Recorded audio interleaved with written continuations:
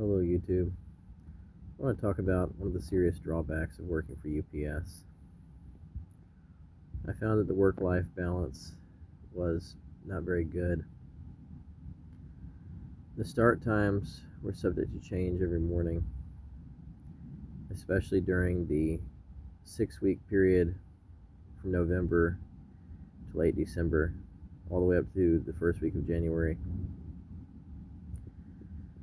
During that period of time, start times would vary wildly on the preload shift in particular, from 11:30 p.m. all the way up to 4:30 or 5 o'clock in the morning.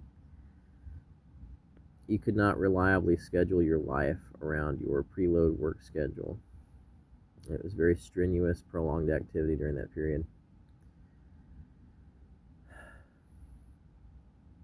I found that it was very difficult to have a family, to have children, young children especially, under 12, all working for UPS as a part-time worker. If you can't afford childcare with your second job, as most UPSers who are part-time work second jobs, and you don't have family to babysit your children while you're at UPS for preload and for twilight, or for whatever shift you're on, I worked both shifts, then you should not be working there, because the company will not support you. They won't be flexible. It's not a good job for women in particular, because they're very inflexible about dealing with pregnancies. If you get pregnant, they will not give you a light duty accommodation, and they'll cancel your insurance and tell you that you cannot work. I know, because it happened to my wife. She worked at UPS as well. I'm not married anymore. Fortunately, my insurance started up within a month of when hers was canceled by the company, and they were sued by the Equal Employment Opportunity Commission, where they had to pay out class action damages to all the affected people within that class. But if you try to give them a lifting restriction from your doctor or a light duty accommodation demand letter, then they would automatically tell you that you could not work. They would cancel your insurance and they would send you home, and you would effectively lose your job until your pregnancy concluded. And then they would give you a fixed period of time to have the baby, and the insurance company would notify the company after that time had elapsed post pregnancy, and you would be issued a warning letter stating that if you didn't come back to work after a fixed period of time following your pregnancy, that you'd be terminated from the job after they had canceled your insurance. So they were completely inflexible with single moms, pregnant women, and parents who did not have access to childcare at home, young parents especially. They discriminated. They engaged in illegal employment discrimination against their pregnant workers and families with young kids.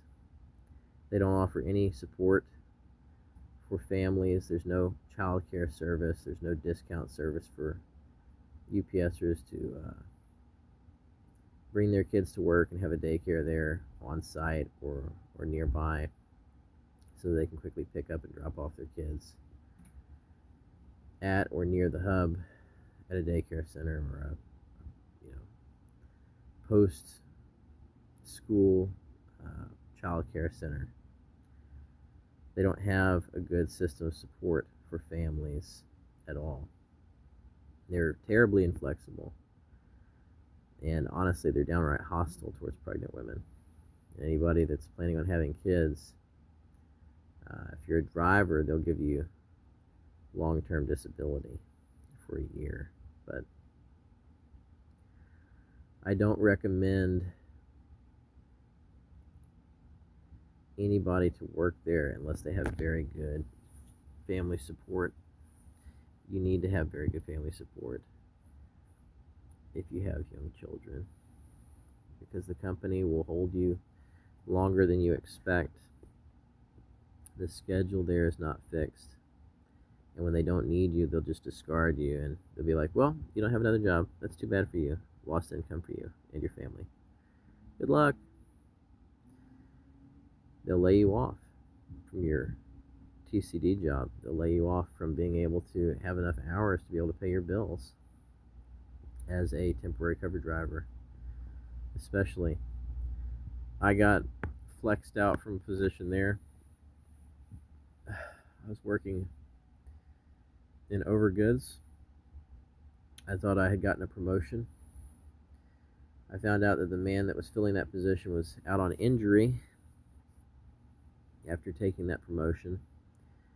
I made living situation changes and cut one of our roommates, and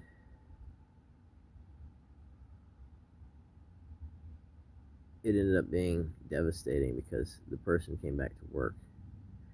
After 6 months or so, the person who was out on injury came back to work, and I lost my position and ended up back in the loads.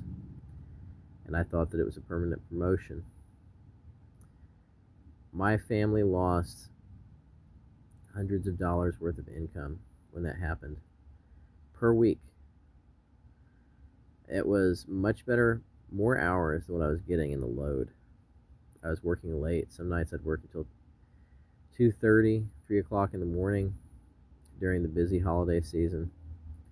On a typical night, I'd work until about 11:30 or 12 o'clock. I'd get there when the other loaders started up. But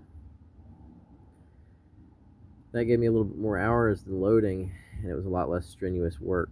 And I was grateful for that. I wasn't able to keep that position, even though I had 9 years with the company.